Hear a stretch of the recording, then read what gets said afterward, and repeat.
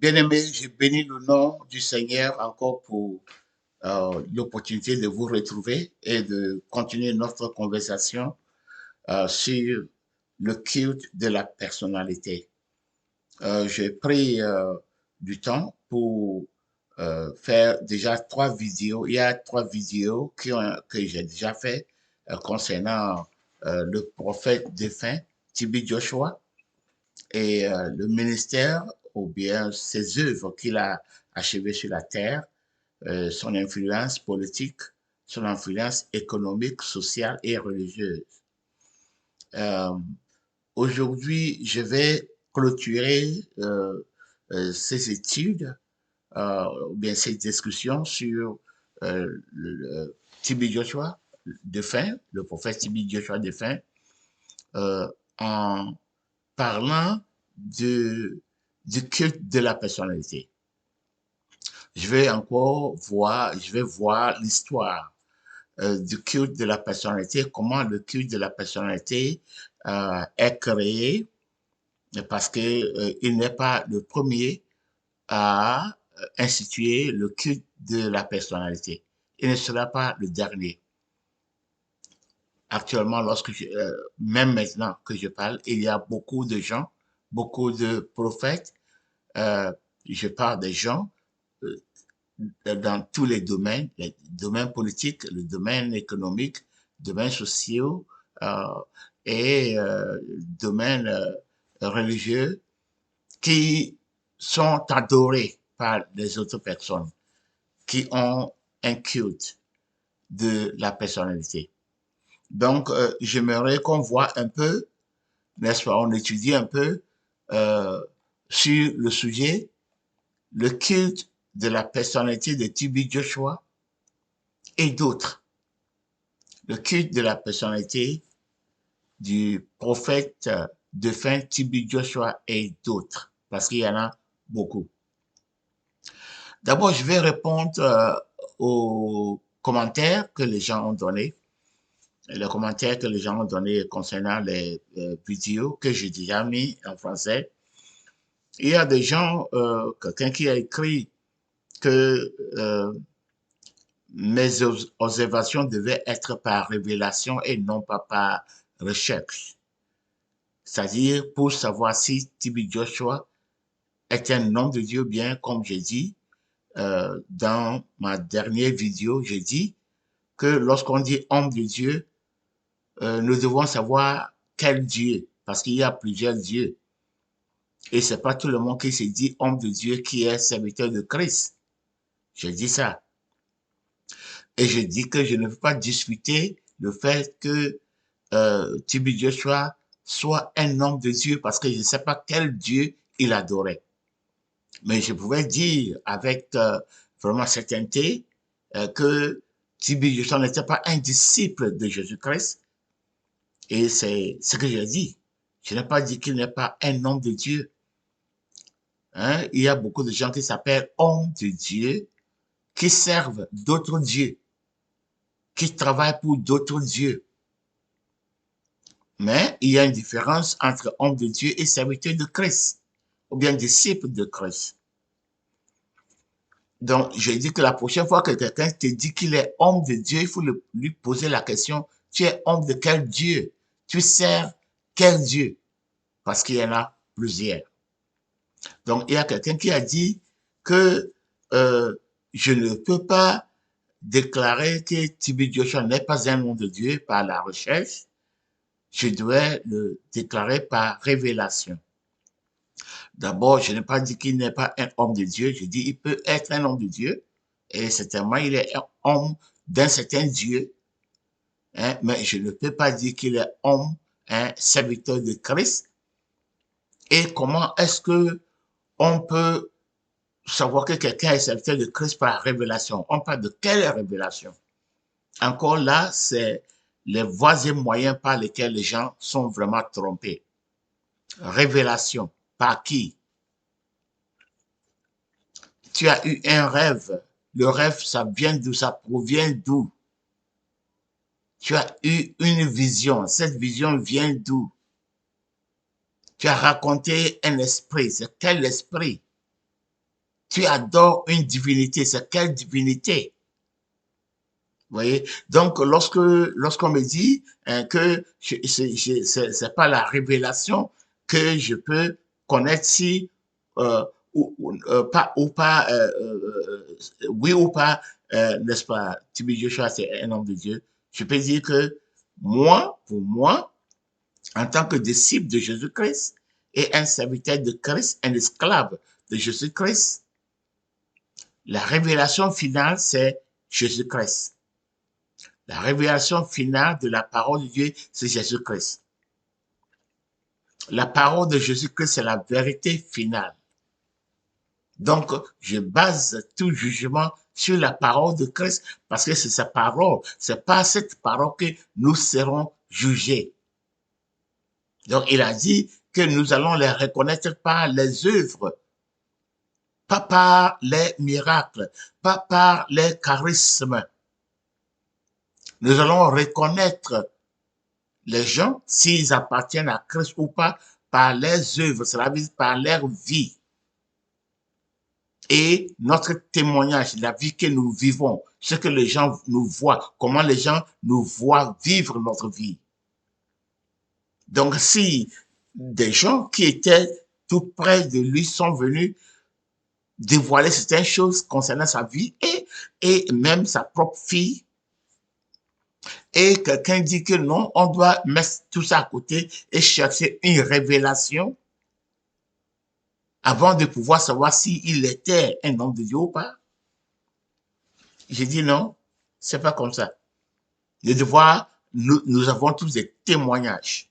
Les gens qui ont vécu avec nous, les gens qui ici, nous sommes des hommes de Dieu, bien des serviteurs de Dieu, des pasteurs, des apôtres, il y a des gens dans nos églises, il y a nos familles, il y a nos amis qui nous connaissent.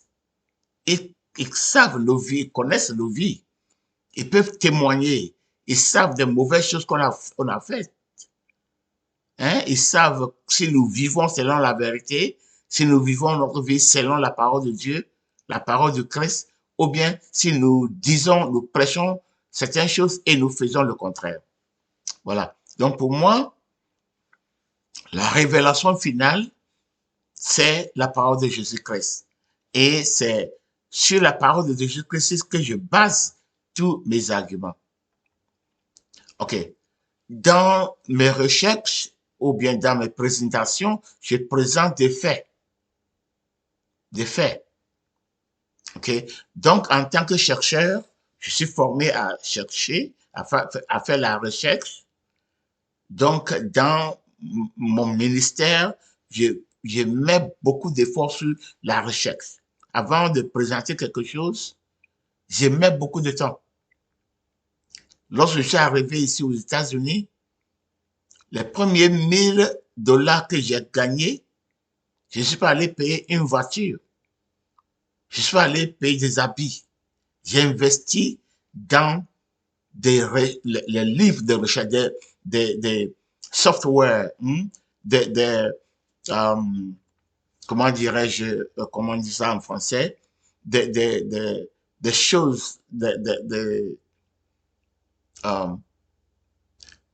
livres qui sont qui sont des livres qui ne sont pas des livres comme papier, mais qui sont électroniques. Voilà le mot. Des livres électroniques, une bibliothèque électronique, des milliers de livres. Donc, j'ai ça, c'est ce que j'ai pris, $1200. Il y a presque 20 ans. $1200. Mon premier argent que j'ai gagné, c'est là-bas que j'ai investi. Donc, vous pouvez savoir par là que je suis quelqu'un qui aime la recherche. J'aime connaître la vérité. Avant de déclarer quelque chose à quelqu'un, j'aime rechercher, aller partout, chercher partout, comparer les Bibles, comparer l'histoire, comparer, n'est-ce pas, l'environnement, tout ce qui a été dit concernant un sujet. J'aime comparer tout ça. Mais aussi, Je connais le Seigneur Jésus-Christ. J'ai une révélation du Seigneur Jésus-Christ. Donc, en tant que chercheur, moi, je présente des faits. Ma seule vérité, c'est Jésus-Christ. Jésus-Christ est la vérité. Vous vous souvenez, il a dit, je suis le chemin, la vérité et la vie.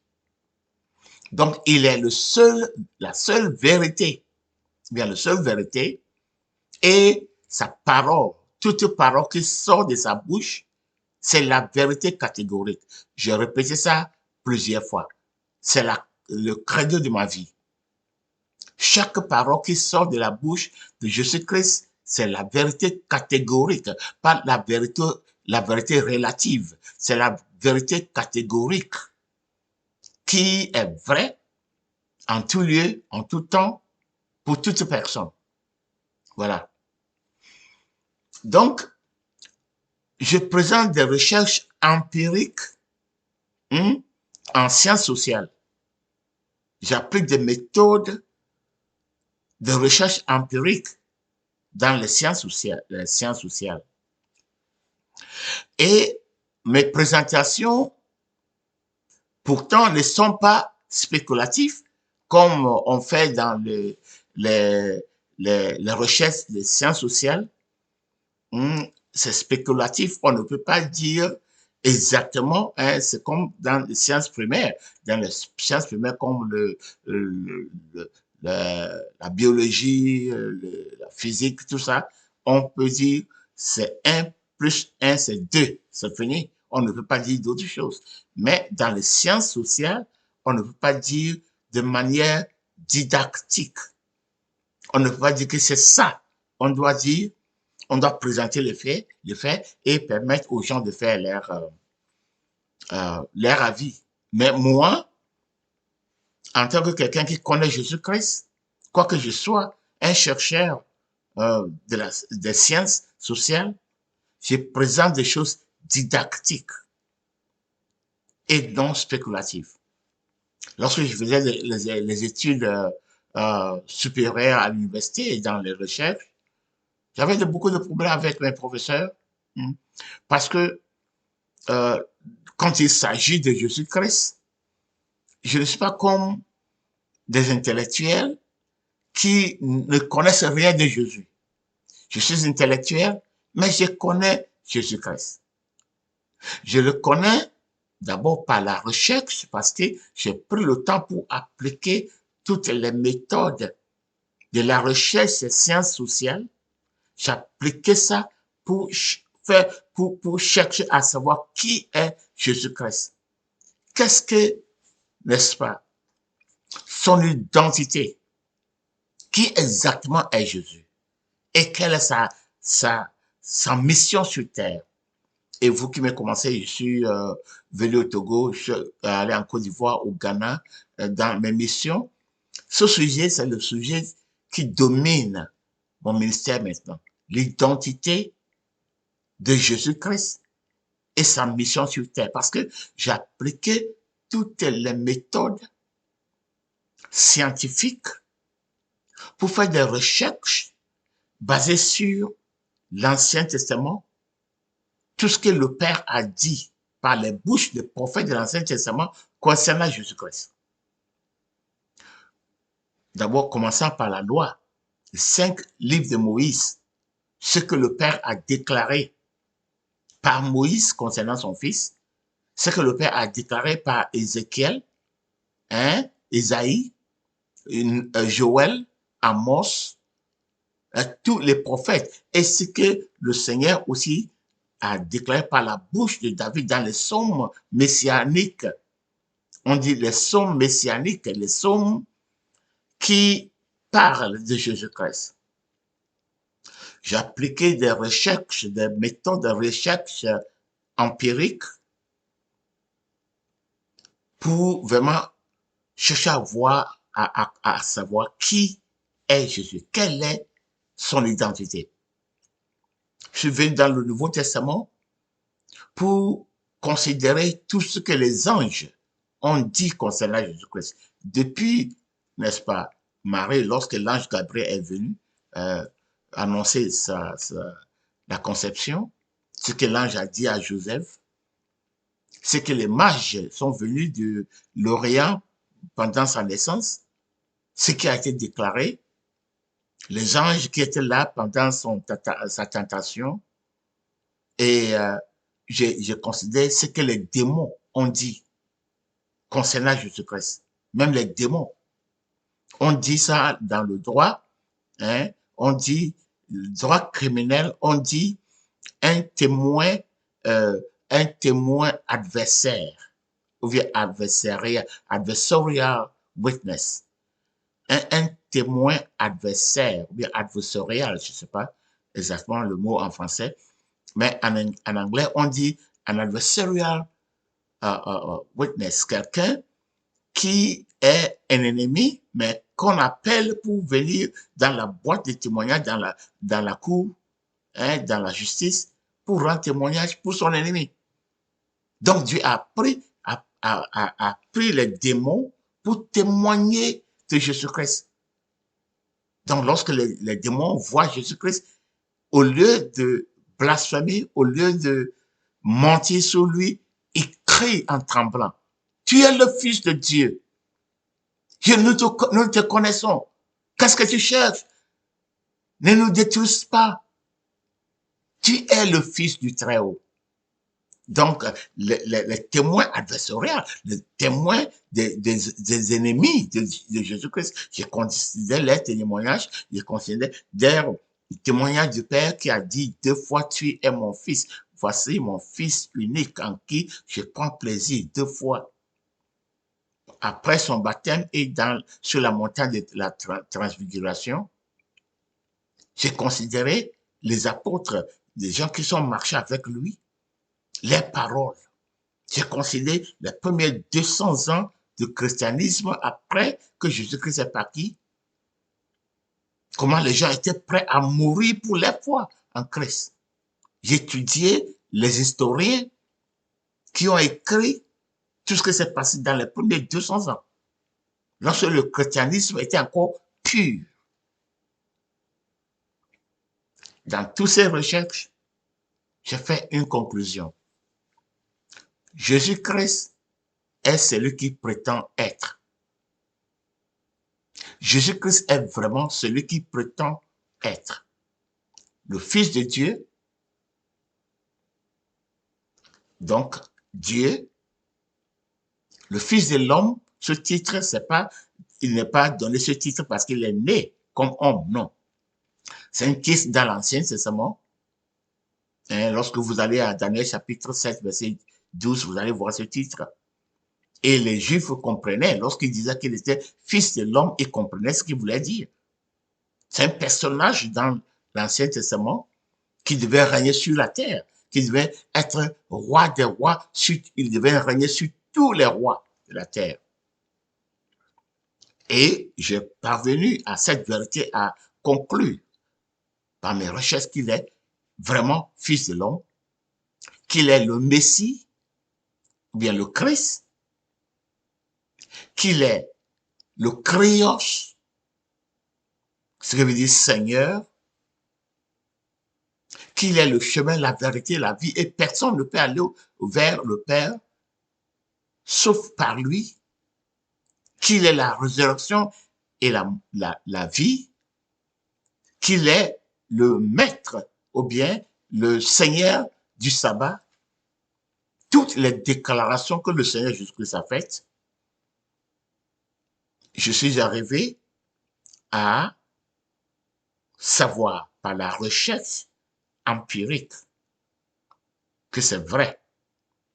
Il est le Fils de Dieu. Après que j'ai conclu, j'avais 2 réponses, 2 attitudes que je pouvais adopter. Je pouvais le rejeter comme les gens l'ont rejeté. Les Juifs et les Romains l'ont rejeté. Ils ont dit qu'il était imposteur. Ce que tu réclames être, tu ne l'es pas, tu es un imposteur. Et puis le crucifier. Ou bien accepter totalement qu'il est celui qui déclare être. Celui qui réclame être. et ainsi se soumettre entièrement à lui en tant que Dieu, en tant que roi de rois, en tant que mon Seigneur, celui qui règne sur ma vie, celui pour qui je suis esclave, je suis son esclave, celui à qui je dois obéir comme Créos. Créos, c'est le Seigneur qui, donc, lorsqu'il parle, on ne parle pas. On obéit, on obéit comme un esclave. Même nous, les hommes, lorsque vous avez des bombes dans la maison, vous parlez, la bombe n'ose même pas parler. Un boy dans la maison, lorsque vous parlez, les boys n'osent pas parler. Ils font seulement ce qu'on les dit de faire. Même si c'est difficile, ils doivent s'évertuer à le faire. À combien plus forte raison, Jésus-Christ, le Fils de Dieu, l'un des Elohim. J'ai pris cette conclusion et pour moi, lorsque je suis parvenu à cette connaissance, je me suis prosterné pour dire, oui, tu es celui que tu réclames être. Tu es tout ce que tu prétends être. C'est en ce moment que Jésus-Christ s'est révélé à moi. J'ai commencé à l'aimer après que je l'ai connu comme fils de Dieu, comme le Messie, comme tout ce qu'il réclame être. C'est là où Jésus-Christ s'est révélé à moi. Donc, j'ai cette révélation. Même avant que je ne reçoive cette révélation de Christ dans ma vie, et lorsque je parle de révélation, il ne faut pas parler et ne faut pas penser que c'est comme une vision. Non, il se révèle en moi.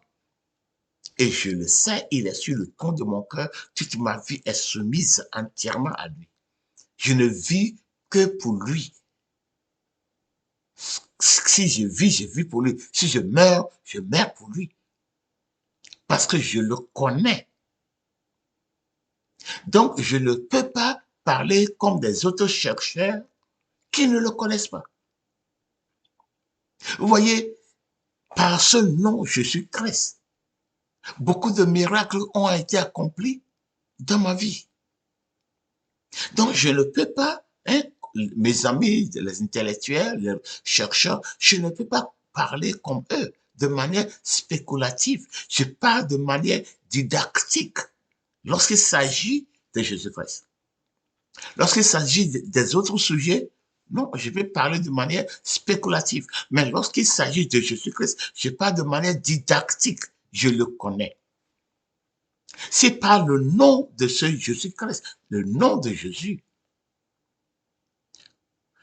À Ondiayo, Guibérois, en Côte d'Ivoire, un homme qui est paralysé pour 23 ans, qui n'est pas sorti de sa case pour 23 ans. Je suis entré dans la case, je lui ai prêché l'évangile, je lui ai imposé la main, c'est en 1970,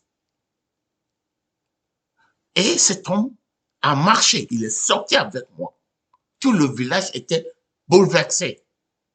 Le roi du village, Ondiayo, Guibérois, me regarde avec la bouche bée, comme ça. Cet homme qui était paralysé pour 23 ans,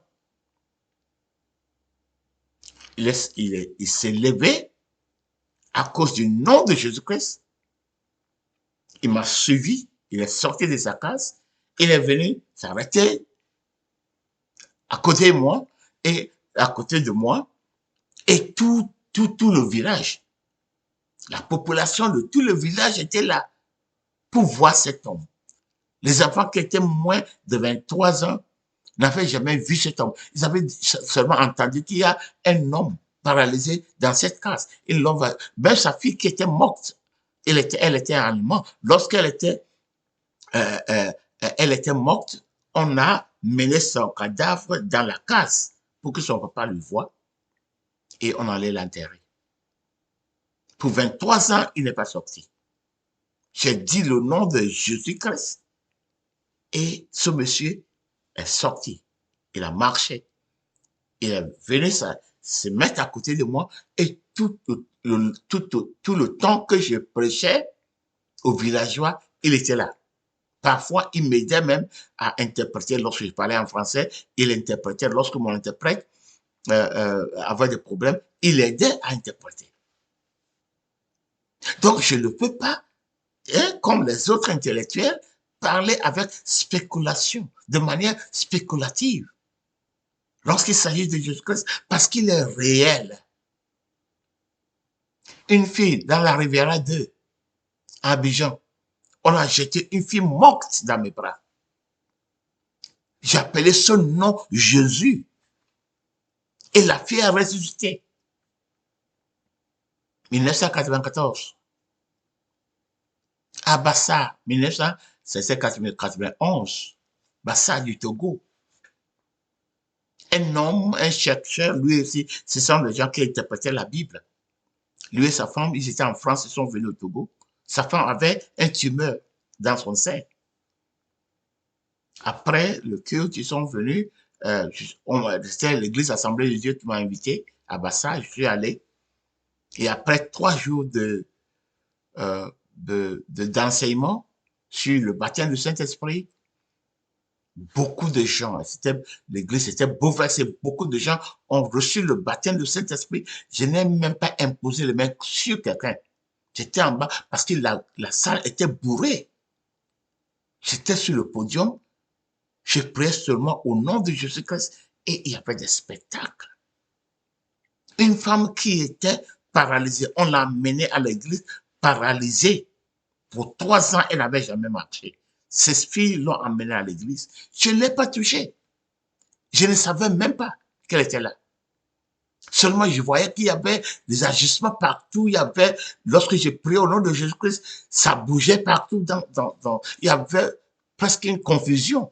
Parce que beaucoup de choses se passaient, hein, lorsque on dit le nom de Jésus-Christ. Le lendemain, j'étais à la maison. Lorsque une femme est venue vers moi, il dit, apôtre, si je te dis que il y a 3 jours, j'étais paralysé. J'étais un paralytique. Pour 3 ans, je n'ai pas pu marcher. Ils m'ont porté, mes enfants m'ont porté dans l'église hier. Et pendant que tu priais, il y a une lumière, une boule de feu qui est venue rester devant moi, mes yeux, et puis ça a descendu jusqu'à mes pieds. Et puis elle a commencé à s'agiter, les enfants sont venus l'attraper. Elle a dit, laissez-moi, laissez-moi.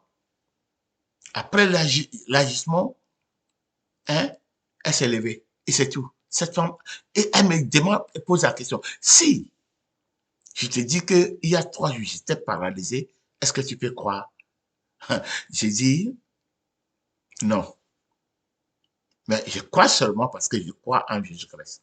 Parce qu'elle marchait, elle ne boitait pas. Elle marchait correctement. Et je parle de cet homme, hein, avec sa femme, ils avaient un tumeur dans le sein, ils étaient en France. Ils avaient le tumeur dans le sein. Après cet même événement à Bassar, ils sont venus dans la maison, après le culte, ils m'ont dit qu'il y a un tumeur dans le sein, ils devaient faire l'opération, ils ont fait ils ont scanné, l'image du tumeur est là. Et le tumeur grandit, elle va mourir si il n'y a pas l'opération. Ils n'avaient pas d'argent pour faire l'opération en France, donc ils sont venus au Togo. Il fallait 3 millions de francs CFA pour faire l'opération. Ils n'en avaient pas. Donc, j'ai dit, ils étaient des traducteurs de la Bible, ils étaient de traduire la Bible en langue locale, en Bassa. J'ai dit, vous croyez en Christ, vous êtes des chrétiens, vous traduisez la Bible. J'ai prié une simple prière. J'ai ordonné au tumeur de disparaître.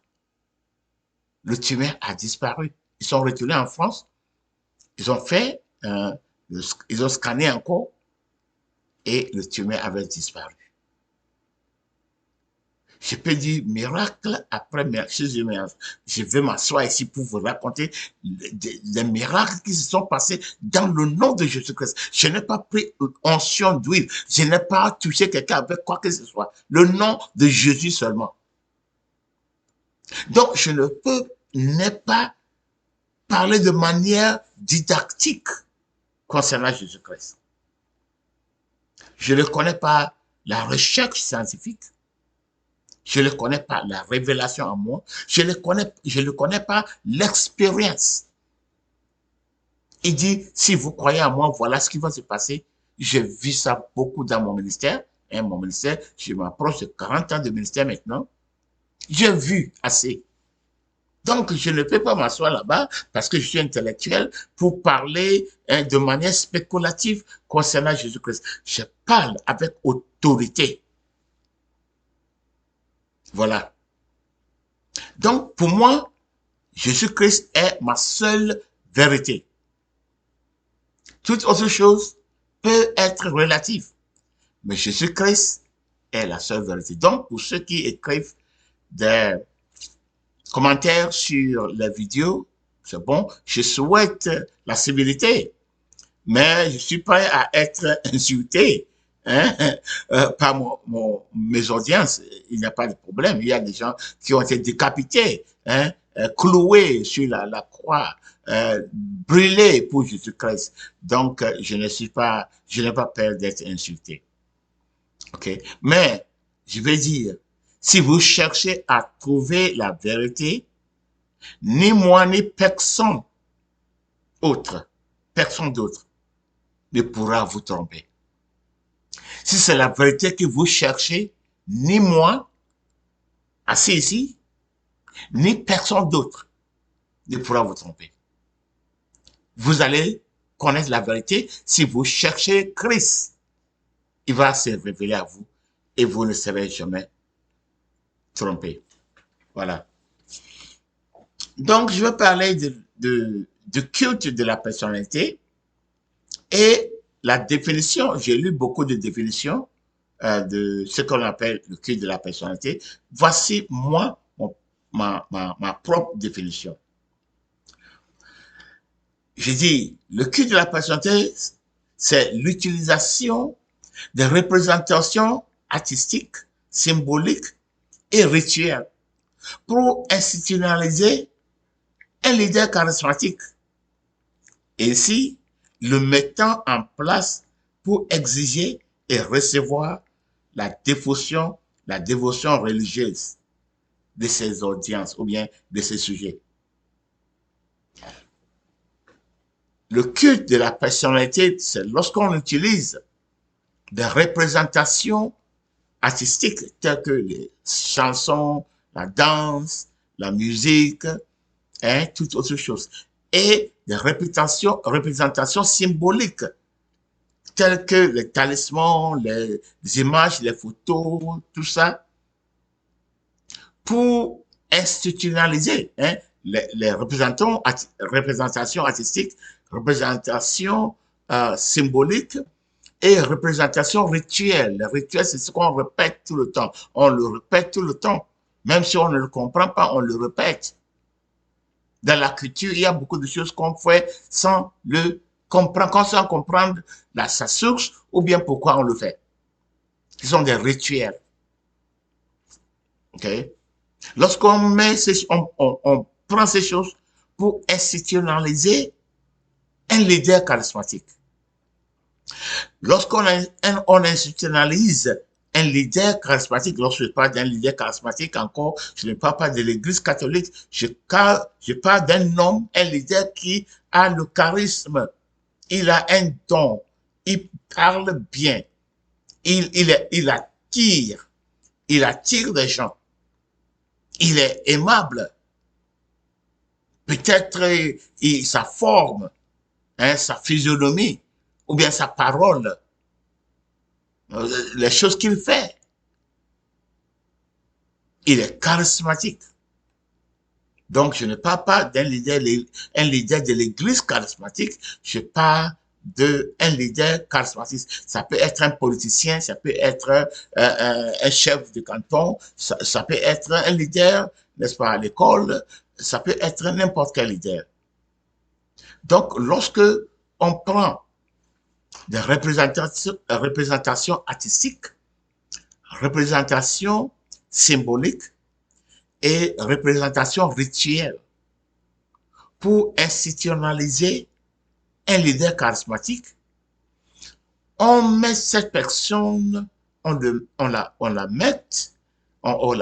met dans une position où il peut exiger la dévotion religieuse de ces sujets. Cela veut dire, on l'élève à un niveau où il peut demander à ce que nous l'obéissions sans question, où il peut imposer des lois auxquelles tout le monde doit obéir sans faillite. Voilà. Le culte de la personnalité a sa fondation dans la religion. Voilà, la religion est la fondation pour le culte de la personnalité. Et les conditions suivantes sont celles qui donnent naissance au culte de la personnalité. D'abord, la présence des besoins existentiels. Lorsqu'il y a des besoins existentiels, les gens ont des besoins qu'ils ne peuvent pas remplir par eux-mêmes. Et à la pauvreté, il n'y a pas de boulot, les gens ne peuvent pas travailler, des conditions, n'est-ce pas, de l'environnement, des conditions vraiment néfastes de l'environnement, la sécheresse, hein, les produits agricoles qui ne donnent pas, il n'y a pas la pluie, la maladie, hein, on ne peut pas guérir. Toutes ces choses sont des besoins existentiels. Lorsqu'il existe des besoins existentiels et les gens ne peuvent pas trouver des réponses parmi les hommes, ils commencent à chercher des réponses des êtres, n'est-ce pas, extraordinaires, ou bien des êtres extra-humains, des êtres, des esprits, des divinités. C'est comme ça le commencement de la religion. Les hommes ont des besoins, hein, et ils ne trouvent pas de solutions parmi les hommes. Mais ils commencent à regarder le soleil, ils commencent à regarder des grands bois, des grands arbres, ils commencent à regarder les fleuves et ils commencent à chercher des solutions ailleurs. C'est là la source de la religion. Donc, lorsqu'il y a des besoins qu'on ne peut pas remplir, les hommes n'arrivent pas à remplir, ça c'est la première, n'est-ce pas, condition qui donne naissance au culte de la personnalité. Deuxième condition, oui, j'ai déjà dit ça, l'impuissance des hommes. Ils sont impuissants, ils sont désespérés parce qu'ils ne peuvent pas trouver la réponse. Parmi eux, parmi tout le monde dans le village, dans la ville, personne n'a de réponse. Donc, ils commencent à chercher un être supérieur, une divinité, un esprit qui peut pouvoir, n'est-ce pas, des réponses ou bien des solutions. Condition numéro 3. Maintenant, les gens, comme il n'y a pas de réponse humaine, ils commencent à maintenant chercher la divinité. Ça, c'est le numéro 3. Numéro 4, c'est l'émergence de quelqu'un. Un homme charismatique, un homme qui sait parler, qui a le verbe, il est un homme verbal. Peut-être il est beau, il est grand et il est admiré. Cette personne vient et peut-être il accomplit certains miracles. Il fait des choses que personne ne peut faire. Ou bien, simplement, il donne des promesses. Moi, j'ai des solutions. Si vous mettez votre confiance en moi, je peux pouvoir assez ces problèmes. Je peux pouvoir les solutions à tous ces problèmes. Alors, le quatrième, cinquième, le peuple tourne vers cette personne comme il n'y a plus d'autre. C'est lui seul qui a pu sortir pour dire, moi, j'ai la solution. Et quand les gens sont désespérés, ils tournent vers cette personne, disent, ah, si tu as la solution, gloire à Dieu. Tout le monde regarde cette personne. Tous les regards sont vers cette personne. Maintenant, sixième condition, ce leader dit, oui, je peux pouvoir les solutions, mais il faudra que vous m'écoutiez. Il faudra que vous me suiviez sans vraiment, sans question. Lorsque je vous dis de faire quelque chose, il faudra le faire sans poser de questions parce que vous ne connaissez pas ce que moi je connais. Moi, j'ai des secrets.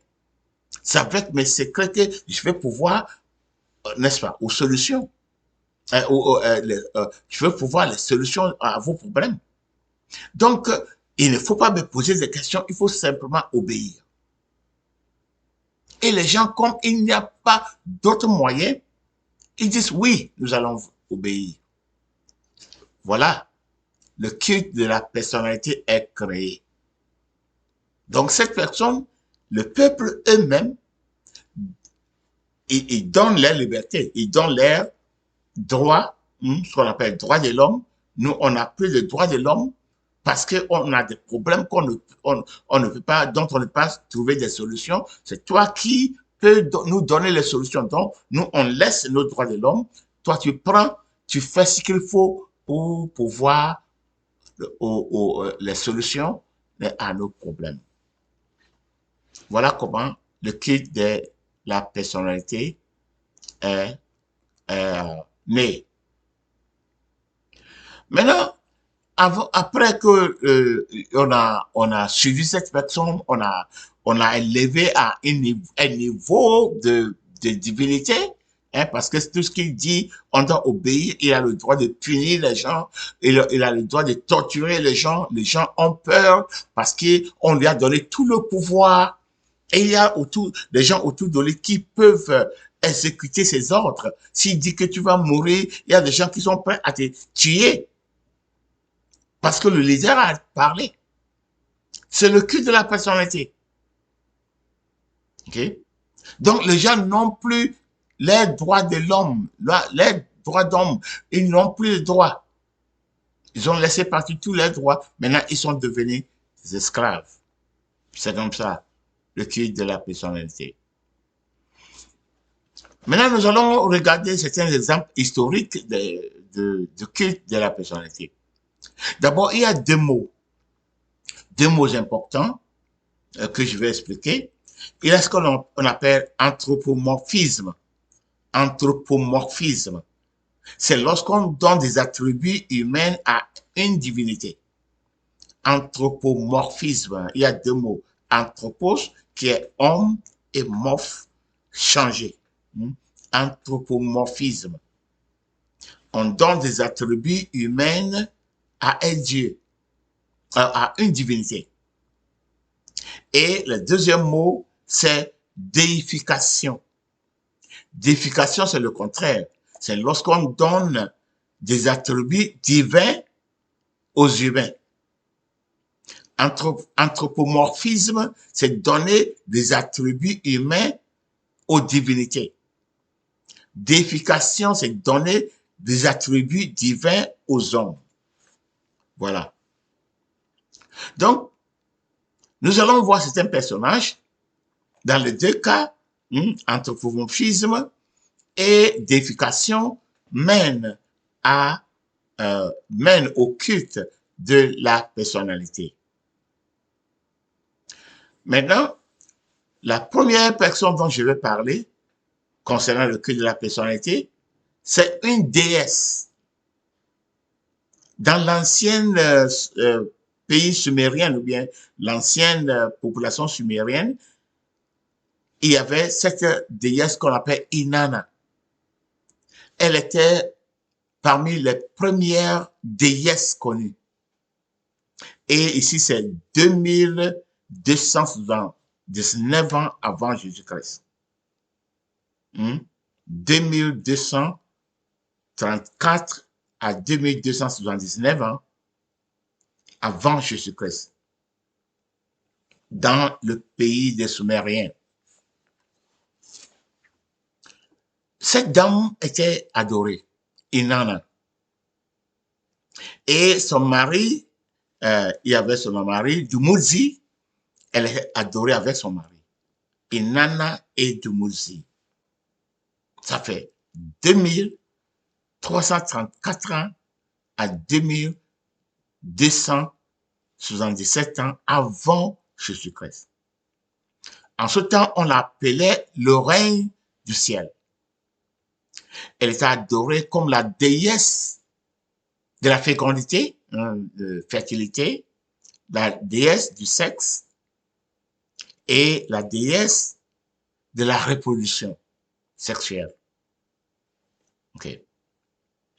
Donc, les premières personnes dans ce qu'on connaît dans l'histoire écrite qui ont été adorées, qui ont assumé un culte de personnalité était Sémiramis, la femme Sémiramis et son mari Dumuzi.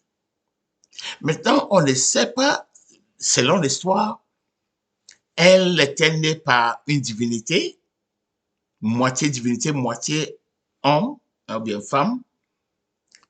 Là, c'est là d'où je parle de l'anthropomorphisme et la déification. C'est pas exactement connu si elle était déifiée, si c'était une femme ordinaire qui était déifiée pour devenir une déesse, ou bien si c'était une déesse qui était donnée des attributs humains en tant que femme. Mais elle a vécu, elle est adorée dans l'ancien Sumer, pays Sumer, avec les Sumériennes. Elle était adorée comme Inanna, la déesse Inanna. Maintenant, lorsque le même culte, la même adoration est arrivée en Babylone, il s'agissait de Sémiramis et Ninus, ou bien Tammuz, la dame et son enfant. Donc, Inanna et Dumuzi étaient adorés comme Sémiramis et Ninus dans l'ancienne Babylone, en Syrie. Ça, c'est longtemps avant la naissance de Jésus-Christ. Et dans l'adoration, que ce soit avec les Sumériens ou bien dans l'ancienne Babylone, on a les images dépeintes sur des monnaies, des pièces de monnaie sur les rocs, sur d'autres objets. L'image de cette femme et son enfant, c'est une femme avec le rayonnement, c'est comme, n'est-ce pas, l'arc-en-ciel, un rayonnement autour de la tête de la dame et son enfant est dans ses mains avec un rayonnement aussi autour de la tête de l'enfant. Donc, en l'ancien Babylone, en ancienne Syrie, avant la naissance de Jésus-Christ, Inanna et Dumuzi étaient adorés sous le nom de Sémiramis et Tammuz, ou bien Sémiramis et Ninus, ou bien encore Sémiramis et Nimrod. On a le nom Nimrod dans la Bible. Vous savez, il y avait Shem, ou bien Sem, Ham et Japhet, les trois enfants de Noé après le déluge, et Nimrod était le fils de Cam. Et la Bible dit en Genèse chapitre 9 qu'il était la première personne à commencer à être une grande personne. Vraiment, c'est lui qui a bâti la tour de Babel. C'est lui qui a organisé. Il était la première personne à établir un empire. Et il était noir. Nimrod était noir. Donc, le premier empire post-déluge, après le déluge, était un empire créé par un noir qu'on appelait Nimrod. Donc, Nimrod aussi était adoré. Son maman était Sémiramis. Donc, il était adoré comme Inanna et Dumuzi. OK? Lorsque la même religion est arrivée en Égypte, vous voyez, c'est la même religion. Les noms changent selon la culture selon la langue. Donc, en Égypte, on les appelait Isis et Osiris. Mais encore, ils étaient dépeints de la même façon. La dame avec son enfant, avec le rayonnement autour de la tête et de la dame et de son enfant. En Égypte, on les appelait Isis et Osiris. C'était une religion dominante en Égypte avant Jésus-Christ. Aux Indes, India, aux Indes, la même religion, lorsque la même religion est arrivée là-bas, on appelait les deux Ici et Isriwa. Ici et Isriwa. Donc, Isis et Osiris en Égypte, lorsque la religion est arrivée aux Indes, c'était Isis et Isriwa. En Grèce, l'ancienne Grèce, c'était Aphrodite et Héphaïstos. Aphrodite et Héphaïstos, ancienne Grèce. La même religion. La femme avec son enfant étaient adorés ensemble.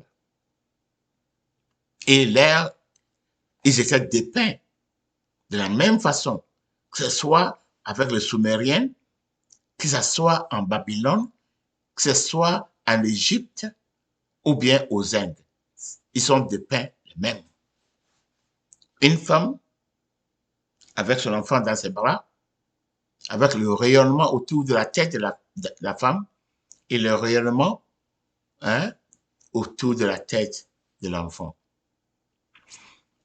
Dans l'ancien Rome, le pays romain, avant la naissance de Jésus-Christ, c'était Vénus et Héphaïstos, ou bien Vulcain. Okay? En Rome, c'est Vénus, la planète Vénus. Et son mari était Héphaïstos. Avec les Grecs, c'est Héphaïstos. Ici, c'est Héphaïstos. Ou bien Vulcain. Donc, Vénus, c'est la dame, Vulcain, c'est l'homme, ou bien son enfant. Il est à la fois son mari et son enfant, comme dans l'histoire de Nimrod et Sémiramis. Nimrod et Sémiramis. Nimrod était à la fois le fils de Sémiramis, mais aussi à la fois son mari. Parce qu'il était son fils, mais lorsque son fils est mort, Sémiramis a régné un peu, et puis il a commis, a fait la prostitution, il est tombé enceinte, il a enfanté un enfant, et il a donné le nom de son fils de fin à cet enfant comme Ninus ou Tammuz. Donc les gens ont dit que c'est son enfant qui est revenu en vie. Donc, son mari, son mari qui était Tammuz, il y avait Sémiramis et son mari Tammuz. Et Tammuz régnait comme le roi. Sémiramis et c'est sa femme. Lorsque Tammuz est mort, Sémiramis a régné en sa place comme la reine. Et elle a vécu une vie de débauche.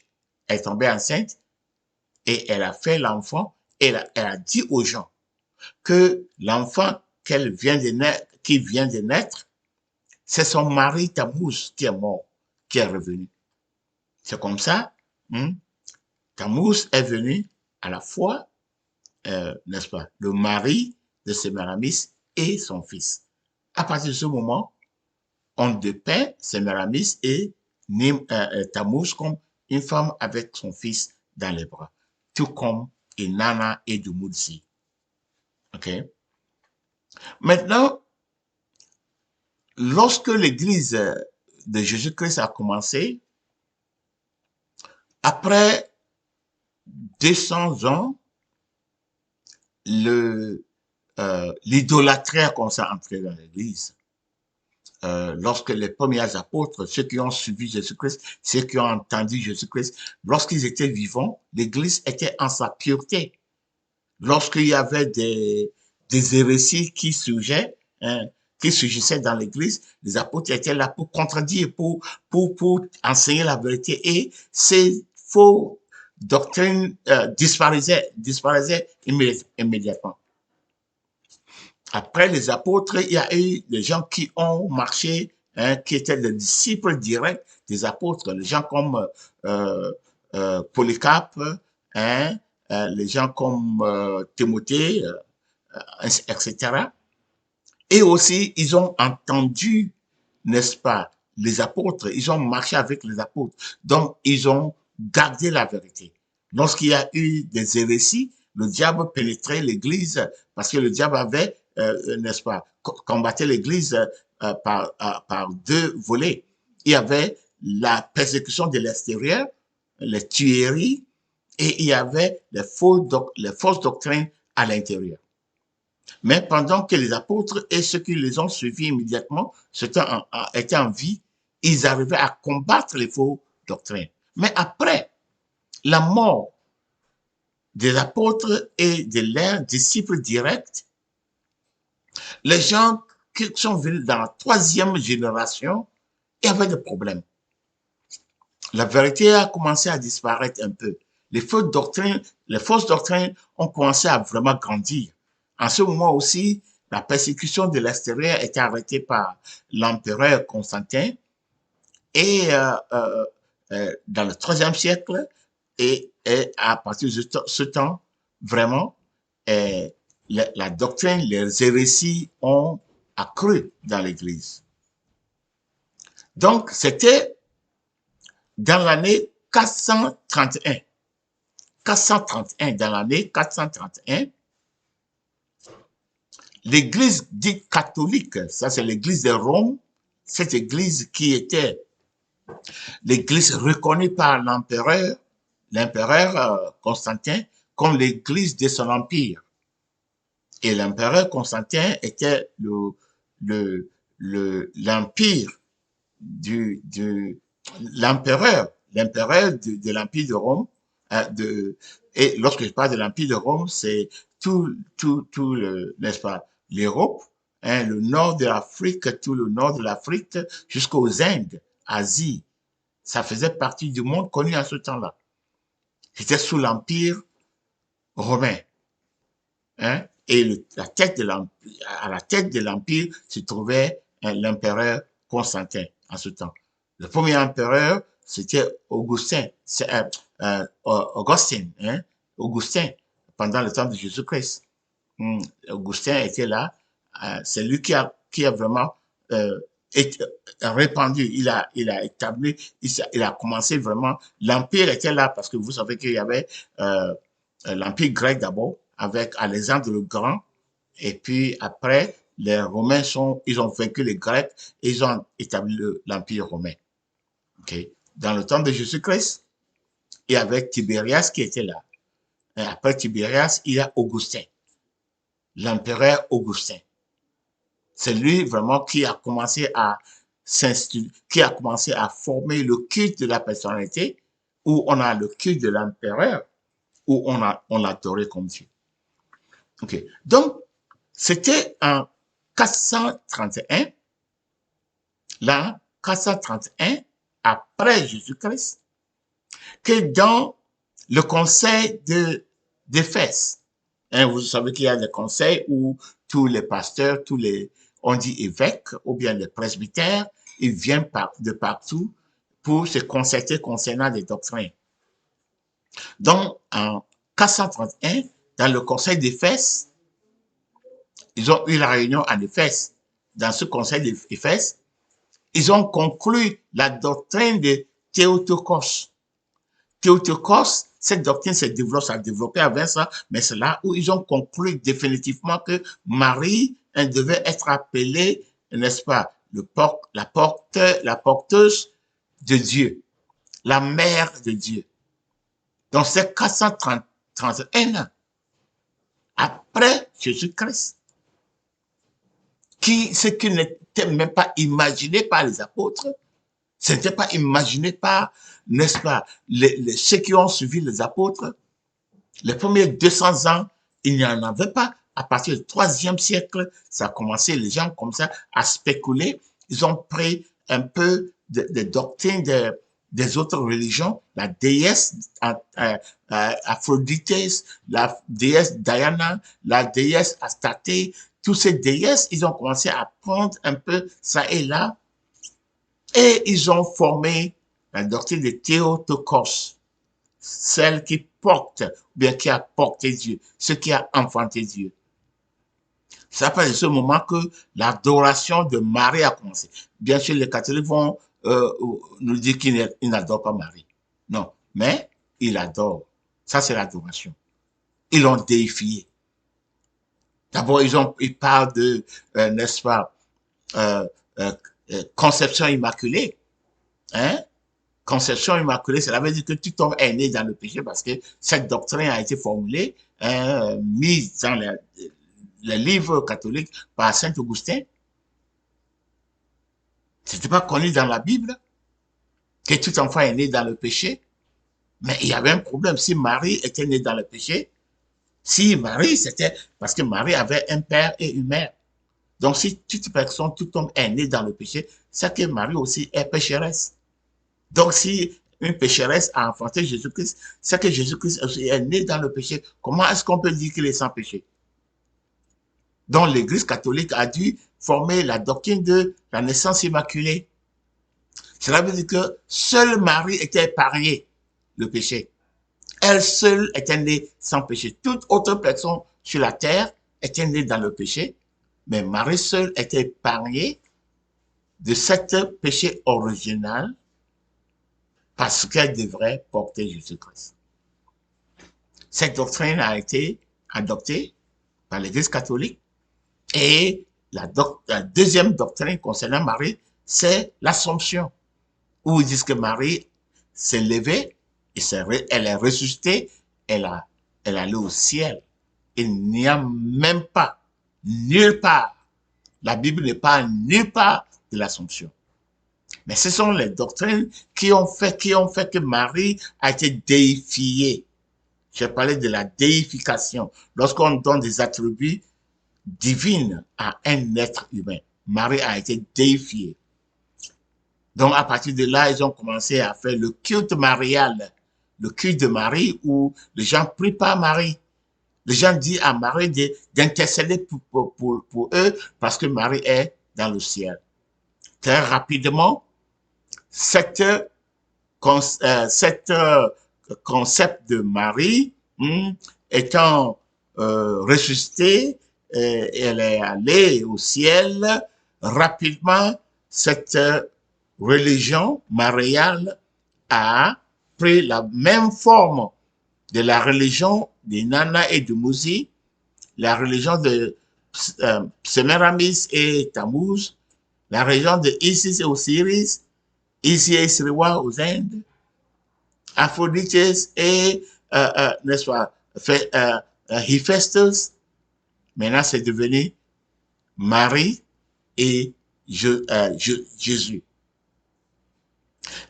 La même façon dont ces religions qui ont existé des milliers d'années avant Jésus-Christ, la même manière dont la femme et son enfant étaient dépeints, c'est la même manière que Marie et Jésus-Christ sont dépeints aujourd'hui. La femme avec son enfant dans ses bras, avec le rayonnement autour de la maman et le rayonnement autour de son fils. Donc, c'est la même religion, la déification de Marie. Marie est déifiée. On lui a donné les attributs de Dieu, les attributs de quelqu'un qui n'est pas un être humain, une divinité. C'est pour cela que on pense qu'elle est plus puissante. Et à partir de là, il y a des apparitions partout. Les gens voient Marie, ça et là, Notre-Dame de Fatima, Notre-Dame d'ici, partout. Et les gens commencent à adorer dans les lieux où Marie est dite apparue, ou bien apparaître. OK. Aujourd'hui, il y a des églises qu'on dit Notre-Dame des Mers. Ici, à Caroline du Nord, il y a l'église Notre-Dame des Mers, Our Lady of the Seas, Notre-Dame des Mers. Okay? Maintenant, c'est la religion, je parle de la déification des hommes et, n'est-ce pas, le processus de métamorphisme, métamorphosisme, hein, où on donne des attributs d'une divinité à un être humain. Donc, après que Marie a été défiée, ils ont pris la même religion, les mêmes photos hein, de la divinité de l'Ancien Testament, la divinité qui a été adorée, n'est-ce pas, dans le monde entier. Maintenant, on a attribué les mêmes choses à Marie et Jésus. Ils ont commencé à adopter les mêmes noms. Par exemple, le même nom que on appelait à Inanna, le même nom qu'on appelait à Semiramis, cette déesse, l'Église catholique a adopté le même nom pour Marie. On l'appelait la Reine du Ciel. Lorsque vous allez dans la Bible, vous allez voir cette, euh, euh, euh, ce titre de la Reine du Ciel en Jérémie chapitre 7, verset 18.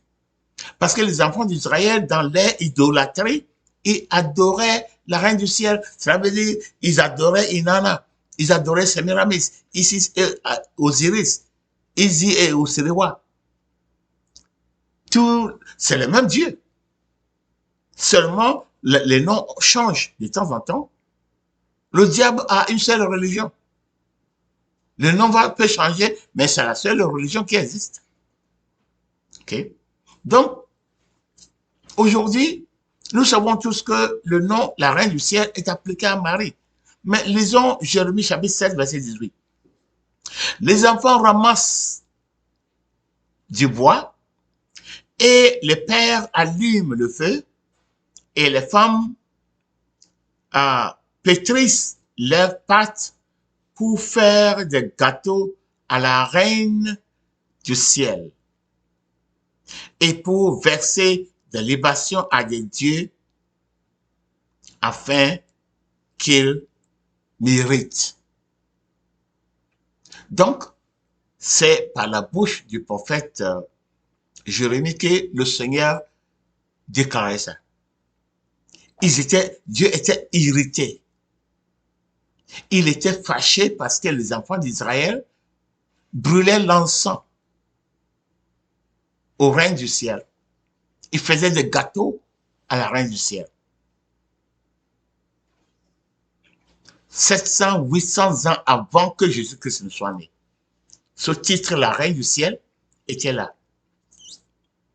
Encore en Jérémie chapitre 44, verset 17, Jérémie 44, 17, la Bible dit, mais nous ferons tout ce qui sortira de notre propre bouche pour brûler de l'encens à la Reine du Ciel et pour lui verser des libations comme nous l'avons fait.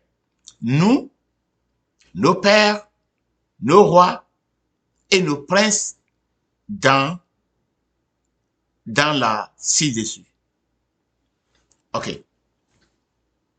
Donc, Jérémie se plaignait, enfant d'Israël. C'est Dieu, Yahuwah, votre Dieu. Il a dit de ne pas adorer d'autres dieux. Vous êtes en train de verser, n'est-ce pas, la libation et brûler l'encens à la Reine du Ciel. Comme j'ai expliqué déjà, la Reine du Ciel, c'est la religion du monde. C'est la religion de Satan. Pourquoi est-ce que l'Église catholique a adopté ce même nom, sachant que cette religion était la religion satanique dans l'Ancien Testament, dans le monde entier. Pourquoi est-ce qu'ils ont adopté la même photo, les mêmes images de la maman, la dame avec le rayonnement autour de la terre et son bébé avec, dans ses bras avec le rayonnement autour de sa tête? Oui, parce que c'est la même religion. Ça n'a rien à voir avec Jésus et sa maman Marie. Marie est toujours morte. Elle sera ressuscitée, elle va ressusciter au dernier temps lorsque Jésus-Christ viendra et elle sera récompensée par Dieu pour tout ce qu'elle a fait pour l'humanité. Il n'y a nulle part dans la Bible où il a été dit que Marie a ressuscité. Non, c'est Jésus-Christ seul qui est mort, qui est ressuscité et qui reste vivant, qui est monté dans les cieux. Marie n'est pas ressuscitée et n'est pas montée dans le ciel. Marie n'est pas Dieu. Okay? Elle n'est pas une déesse. Ce qu'on adore comme Marie et Jésus, c'est Sémiramis et Nimrod, ou bien Tammuz. C'est Inanna et Dumuzi. C'est Inzi et Osiriwa aux Indes. C'est Isis et Osiris en Égypte.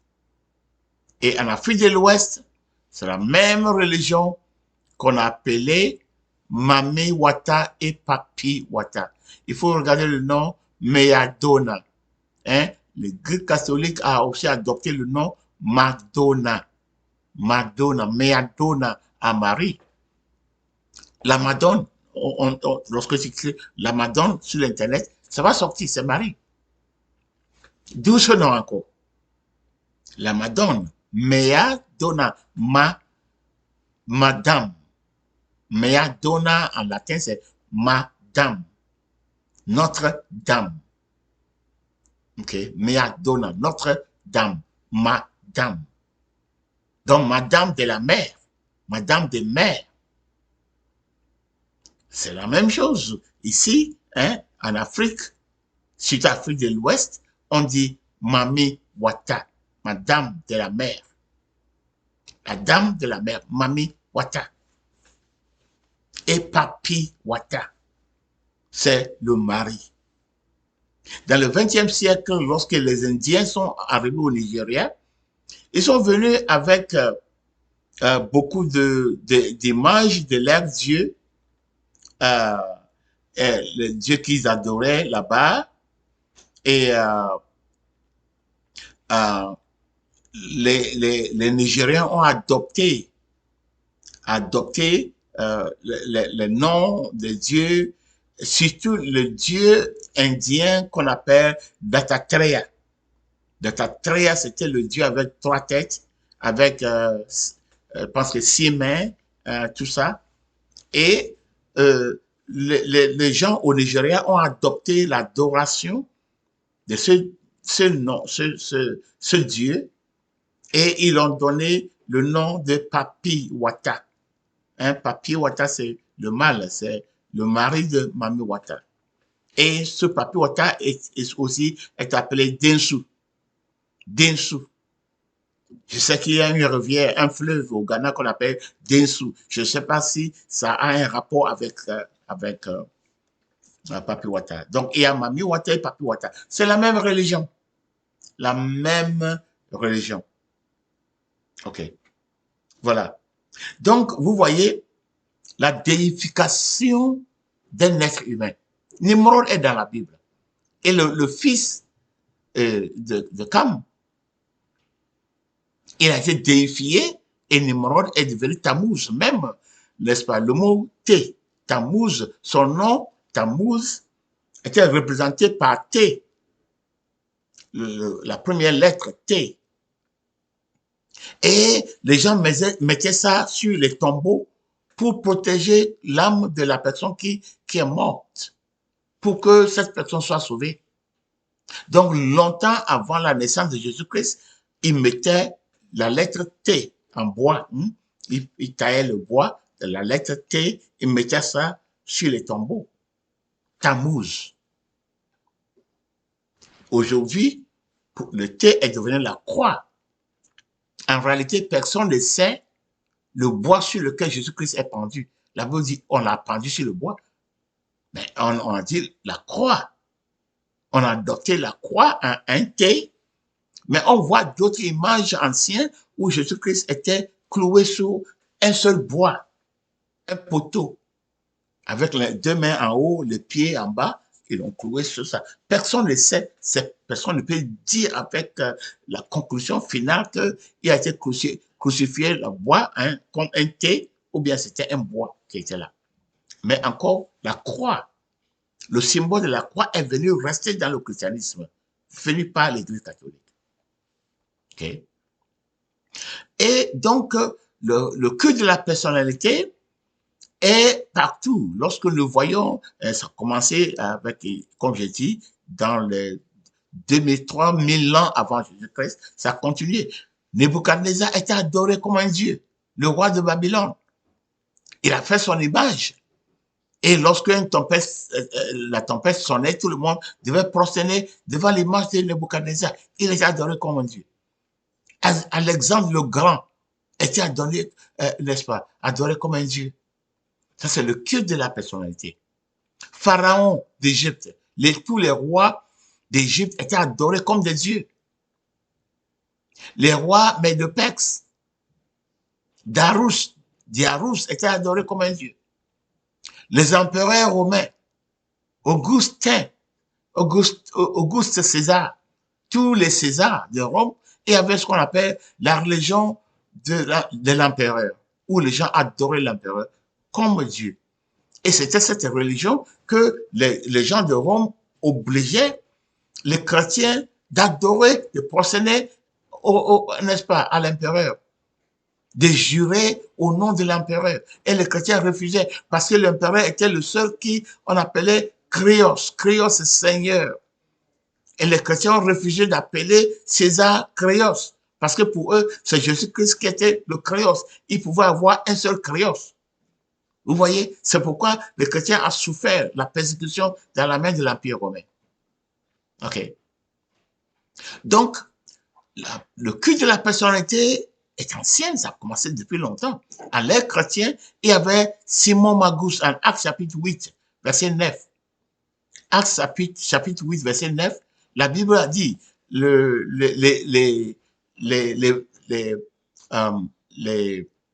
diacre Philippe est allé en Samarie, il a prêché l'évangile, les gens sont convertis, il les a baptisés. Parmi les convertis, les nouveaux convertis, était quelqu'un qu'on appelait Simon. Son nom total est Simon Magus. Ça, le Magus n'est pas dans la Bible, mais dans la recherche, on peut trouver son nom parce qu'il a fait beaucoup de choses qui n'est pas couvert dans la Bible, mais c'est couvert par les historiens comme Hégésippus, comme Josephus, comme Philo, comme Clément de Rome, et tous, ils ont écrit. Et vous pouvez aller lire pour trouver la vérité. Donc, Simon Magus était dit converti par l'évêque Philippe et il s'est fait baptiser. Et lorsque les apôtres en Jérusalem ont entendu que les Samaritains ont converti, ils ont envoyé l'apôtre Pierre et l'apôtre Jean pour venir prier pour eux pour qu'ils reçoivent le baptême du Saint-Esprit. Lorsque Simon a vu que par l'imposition des mains, les gens ont reçu le baptême du Saint-Esprit, il a donné une grosse somme d'argent à Pierre. Prends cet argent, donne-moi aussi cette onction, ce pouvoir. Comme ça, je vais imposer mes mains sur les gens et les gens vont recevoir le baptême du Saint-Esprit. Bien sûr, Pierre a dit, va dans l'enfer, go to hell with your money. Tu vas mourir avec ton argent. Tu n'as rien à voir dans cette affaire. Ton cœur est rempli de péché. Donc, Simon Magus, avant que Philippe n'arrive à Samarie, il était connu comme l'homme, il avait le culte de la personnalité. Il était reconnu comme une grande personne. La Bible dit ça. Tout le monde le considérait comme une grande personne parce qu'il faisait des miracles. Maintenant, après cette confrontation entre Pierre et Simon Magus a fui l'Est pour aller à l'Ouest. Il est allé en Rome. Et c'est en Rome que le vrai culte de la personnalité est établi. Il faisait de grands prodiges en Rome. Il bafouait, c'est-à-dire les gens de Rome étaient stupéfaits par les miracles que Simon Magus faisait. Jusqu'à ce que il le accepte, parce qu'en Rome, il y avait l'adoration de l'empereur et tout le monde avait ses dieux. Toutes les sociétés, les communautés avaient leurs dieux. Il y avait plusieurs dieux. Donc, ils ont ajouté un autre dieu, Simon. Ils ont même fait un poteau, n'est-ce pas, un pancarte quelque part. On dit Simon Dieu, ils ont écrit en latin Simon Deo Santo. Simon Deo Santo. Cela veut dire Simon le Dieu Saint. Donc, dans notre ère, après Jésus-Christ, il y avait cet homme, Simon, qui était adoré comme un Dieu. Sa première émanation, sa première disciple, Hélène, aussi, était adorée comme une déesse. Même après les morts, on les adorait comme des déesses. Vous voyez? C'est comme ça. Et on a eu de cultes des personnalités tout au long de l'histoire de l'Église. Les grandes dénominations telles que bon, les dénominations protestantes, les dénominations pentecôtistes, ils ont su éviter le culte de la personnalité parce qu'ils ont des comités. Ils ont des comités et ils élèvent un président, et le président a un mandat, 4 ans, 5 ans, et tu peux être renouvelé. Le mandat peut être renouvelé pour un autre 5 ans. Après ça, tu n'as plus le droit de rester. Quelqu'un d'autre doit venir. Donc, ils n'ont pas le temps de déifier quelqu'un. Donc, c'est ce que les grandes églises, les grandes nations ont fait pour éviter le culte de la personnalité. Mais les églises indépendantes ont le culte de la personnalité. Les églises charismatiques, les églises prophétiques ont beaucoup le culte de la personnalité parce que c'est une seule personne. Les comités sont là, sont des tampons, des guichets pour cacher seulement. Pour dire oui à ce que le fondateur dit. Le fondateur dit, c'est mon église, c'est moi qui ai fondé l'église. Si tu ne veux pas ce que je fais, tu peux sortir. C'est à lui tout l'argent va, la dîme et tout ça va à lui. C'est lui qui fait ce qu'il veut avec l'argent que l'église a.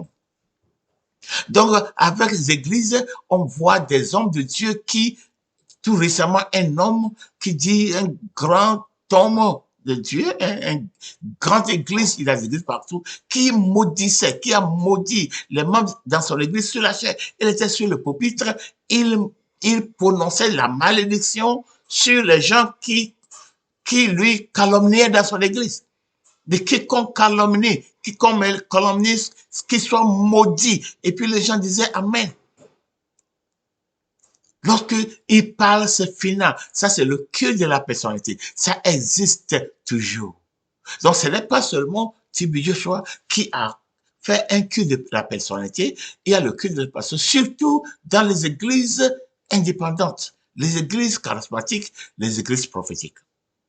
Sur le plan politique, nous avons beaucoup de gens qui ont créé le culte de la personnalité. Adolf Hitler, Mussolini, Kim Jong-un, qui existe toujours, Xi Jinping n'est-ce pas, de la Chine, hein, Poutine de la Russie, hein, en Afrique, on avait des gens tels que Idi Amin, hein, Gnassingbé Yadema, hein, Mobutu Sese Seko. Ce sont des gens de l'Afrique qui ont hésité le culte de la personnalité. Leurs mots étaient finaux, personne n'osait les contredire et ils pouvaient faire disparaître des gens. Ils avaient le pouvoir absolu. Aujourd'hui, ici aux États-Unis, la Cour suprême doit prononcer sur le cas où le président Trump a amené à la Cour, c'est-à-dire, il dit qu'un président des États-Unis doit avoir le pouvoir total. Il doit avoir l'immunité, cela veut dire tout ce qu'il fait comme président, il ne doit pas être jugé comme ça. Il doit avoir le pouvoir absolu. La Cour suprême des États-Unis doit prononcer sur ça bientôt. Si la Cour suprême accepte que le président des États-Unis doit avoir ce pouvoir absolu, c'est que le culte de la personnalité sera institutionnalisé ici aux États-Unis. Déjà, il y a un culte de personnalité pour euh, euh, euh, le président Trump. Les gens l'adorent. Les gens sont prêts à mourir pour lui. Les gens pensent qu'il ne peut pas faillir. Tout ce qu'il dit, il croit. Si c'est lui qui a dit, c'est vrai. Toutes les preuves montrent que ce qu'il dit, c'est pas vrai. On arrive à mettre des choses devant les gens. Les gens ferment les yeux pour dire non, comme c'est lui qui a dit, ça doit être vrai. Ils adorent. Et les gens disent qu'il faut un dictateur aux États-Unis. Et le seul dictateur qu'il faut, c'est le président Trump. Vous voyez? C'est le culte de la personnalité. Il est tellement puissant. Et c'est ce que les gens sont en train de faire. C'est ce qu'a établi le prophète défunt, T.B. Joshua. Et c'est ce que beaucoup de gens, de prophètes d'aujourd'hui, sont en train d'établir. La Bible dit que vous avez entendu qu'il y aura l'Antéchrist. Il y a déjà beaucoup d'Antéchrist. 1 Jean, chapitre 2, verset 18. Qu'est-ce que l'Antéchrist? L'Antéchrist, c'est le culte de la personnalité. Quelqu'un qui prend la place de Christ dans la vie de quelqu'un. Jésus-Christ a dit, ceux qui ne ramassent pas avec moi, ils écartent. Ceux qui ne sont pas avec moi sont contre moi. L'Antéchrist veut dire ceux qui sont contre Jésus-Christ. Si tu ne ramasses pas les gens pour Jésus-Christ, tu écartes. Ceux qui écartent des gens, ils écartent des gens de Jésus-Christ, sont les antéchrists. Ils sont animés par l'esprit de l'antéchrist. L'esprit du culte de la personnalité, c'est l'esprit de l'antéchrist. Cela veut dire qu'au lieu que Jésus-Christ soit Seigneur dans la vie des gens, il y a des hommes qui se présentent comme des seigneurs et ils prennent l'obéissance totale, la dévotion religieuse de leurs membres. Au lieu que les gens donnent toute leur dévotion au Christ, ils donnent ça à un homme. Au lieu que les gens obéissent au commandement de Jésus-Christ, la parole de Jésus-Christ telle qu'elle est écrite en Matthieu, Marc, Luc et Jean, on obéisse aux ordres d'un homme. Donc, le culte de la personnalité, en réalité, c'est le culte de l'Antéchrist. Donc, c'est pour cela que la Bible dit que vous avez entendu dire qu'il y aura beaucoup d'antéchrists. Il y a déjà, même de temps de Jean, au moment où Jean a créé le livre de 1 Jean, 2 Jean, il y a déjà des antéchrists sur la terre. Donc, il y a des antéchrists, des gens qui écartent des gens, des Christ, des gens qui viennent s'interposer entre le fidèle et Christ. Les gens qui se disent tellement puissants, qui se disent, ils sont des hommes de Dieu et on doit les respecter comme Dieu. Leur parole est finale.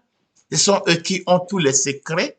Ce sont eux qui ont fait des écoles bibliques, donc ils connaissent les secrets de la Bible. Ce sont eux qui jeûnent, qui connaissent Dieu et tout le monde est devenu spectateur. Les gens de l'église ne sont que des spectateurs. Donc, dans une église charismatique, une église prophétique, pour toute une année, on n'écoute qu'une seule personne.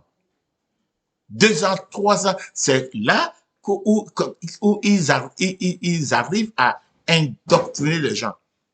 Ils commencent à exiger son autorité et les gens sont là, ils n'entendent que lui. Ils n'entendent que lui. Pour 2 ans, 3 ans, ils arrivent à être totalement indoctrinés et cette personne devient leur Dieu.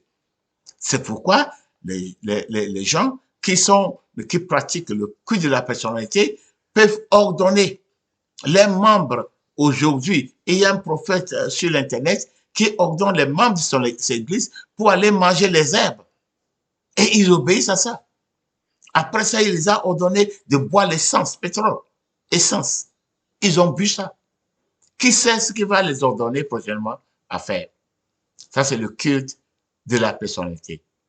Les serviteurs de Jésus-Christ sont humbles. Jésus a dit en Jean 13, Jésus-Christ a lavé les pieds de ses membres pour les montrer que moi, qui suis votre Seigneur, qui suis votre maître, je lave vos pieds. C'est un symbole pour dire le service. C'est pas que nous devons laver les pieds des gens. On dit que le prophète Tibie Joshua, avant de commencer son ministère, il lavait les pieds des gens dans les rues. Il a mal compris. C'est un symbole de service. Oui, tu es le pasteur, mais tu peux arranger les chaises. Tu es le pasteur, mais tu peux essuyer, tu peux servir les gens. Si on se fait pasteur, apôtre, et puis il y a un garde-corps, des garde-corps, des gens qui portent les choses et ils nous entourent, les gens ordinaires ne peuvent pas s'approcher de nous. Et notre parole devient la parole finale. Les gens sont plus prêts à obéir à nous, les soi-disant hommes de Dieu, qu'au Seigneur Jésus-Christ. Donc, nous sommes animés par l'esprit de l'Antichrist. Nous prenons la place du Christ dans la vie des gens. Jésus-Christ a dit en Matthieu 23, il a dit, n'appelez personne père sur la terre. N'appelez personne maître. Aujourd'hui, on appelle certaines personnes pères. Et ceux peuvent, n'est-ce pas, administrer les sacrements. Et ceux peuvent donner la Sainte-Seine. Pourquoi est-ce que d'autres chrétiens, tout croyant ne peut pas donner la Sainte-Seine? Pourquoi ça doit être seul le pasteur? Pourquoi est-ce que tout chrétien qui croit, qui va évangéliser dans un village et les gens se convertissent, pourquoi il ne peut pas le baptiser? Pourquoi est-ce qu'on doit attendre à quelqu'un d'autre de les baptiser? Vous voyez? Donc, on a créé le culte de la personnalité, on élève quelqu'un plus haut que tout le monde et bientôt, on donne nos droits à cette personne, on laisse la personne exiger l'obéissance totale, exiger notre dévotion totale, la dévotion qu'on devait donner à Dieu, on donne à cette personne. Voilà comment le culte de la personnalité est formé. Jésus-Christ était humble. Il a dit à ses disciples, lorsque vous partez pour aller prêcher, il ne faut prendre, n'est-ce pas, le sac, il ne faut prendre un porte-monnaie, il faut prendre deux tuniques, deux habits, il faut aller comme ça, rester dans la maison de quiconque vous accepte, manger ce qu'on vous donne et prêcher l'évangile. C'est comme ça, les disciples, les apôtres ont prêché l'évangile pendant les premiers 2000 ans. C'est comme ça. Il y a des gens qui ont vendu leurs terrains, ils ont vendu leurs maisons, ils ont vendu leurs biens, ils ont distribué aux pauvres et sont allés prêcher l'évangile. C'est comme ça les disciples de Jésus-Christ font. Ils font comme eux, comme lui, Jésus-Christ. Le culte de la personnalité, non. Le pasteur, le prophète est un roi. Le prophète est un milliardaire. Ses habits, lorsque tu vois ses habits, ses chaussures, c'est le salaire de quelqu'un pour un an. C'est le culte de la passion. Personne ne veut parler. Il s'entoure avec des gens qui sont prêts à même tuer pour lui. Aujourd'hui, les prophètes tuent. Si tu parles contre un prophète, il va amener les gens de s'assassiner. Ça se passe partout. Le culte de la personnalité. Vous ne pouvez pas donner votre amour et votre dévotion à un être humain et dire que vous êtes chrétien. Vous serez en train de pratiquer une religion, mais pas le christianisme. Un chrétien, c'est un disciple de Jésus-Christ. Un vrai chrétien. Aujourd'hui, il y a beaucoup de chrétiens qui ne sont pas disciples. Ils sont chrétiens parce qu'ils sont dans des églises. Leur nom se trouve dans une église, dans une dénomination. Ils vont là-bas chaque dimanche, ils répètent leurs rituels et chaque dimanche. Ils ne connaissent pas Jésus-Christ, ils ne l'aiment pas, ils n'obéissent pas à Jésus-Christ, mais on les promet, on les donne la promesse que lorsqu'ils meurent, ils vont aller au ciel. Que le Seigneur nous aide. Vraiment que le Seigneur nous aide. Qui va t'emmener au ciel? Rappelle que toi, que ton pasteur n'a pas l'autorité de t'emmener au ciel. Lui-même, est-ce qu'il va au ciel? Ceux qui iront au ciel, c'est ceux qui sont soumis à Jésus-Christ. Ceux qui ont Jésus-Christ dans leur cœur comme le roi. Ceux qui le connaissent. Ceux qui vivent leur vie en obéissance à sa parole, telle qu'écrite en Matthieu, Marc, Luc, Jean. Je prie que le Seigneur te donne la force de quitter ce lieu du culte de la personnalité. Là où tu es dans une église sous quelqu'un, une grande église méga, et le pasteur exerce l'autorité comme un Dieu, tu es là. Tu ne peux pas servir deux maîtres. J'ai pris que le Seigneur t'aide à comprendre, à commencer à lire la Bible, livrer ta vie, livre ta vie à Jésus-Christ, laisse Jésus-Christ régner en roi dans ton cœur et tu ne vas plus jamais donner ta dévotion religieuse à un être humain. TV Joshua est parti. Le personnalité du culte de TV Joshua est parti. Aujourd'hui, on l'a presque déifié. Les gens vont continuer à l'adorer. Il est devenu un Dieu. Mais il y a des gens qui existent toujours. Des gens qui se disent prophètes qui existent toujours, qui se sont fait des dieux, des petits dieux que les gens adorent. Est-ce que ton prophète, ton pasteur, ton apôtre a un culte de personnalité? Est-ce que tu es en train de donner ta dévotion religieuse à un homme? Est-ce que tu es en train de donner ton obéissance totale à un homme au lieu de donner ça à Jésus-Christ? Que le Seigneur t'aide. J'ai conclu mes études sur TV Joshua, mais je vais revenir avec d'autres sujets très importants. Si tu n'as pas encore abonné à ma chaîne, il faut abonner. Je vais traiter un sujet très important. Je vais faire tout, quoique ce n'est pas facile pour moi en français, mais j'ai plus de 100 vidéos en anglais. Je vais commencer à vous amener ça un peu en français. Et j'espère que vous allez partager ça aux amis, vous allez abonner à ma chaîne et vous allez partager ça à vos amis et vous allez aussi aimer ça. Que le Seigneur vous bénisse. Joignez-moi encore dans la prochaine vidéo. Au revoir.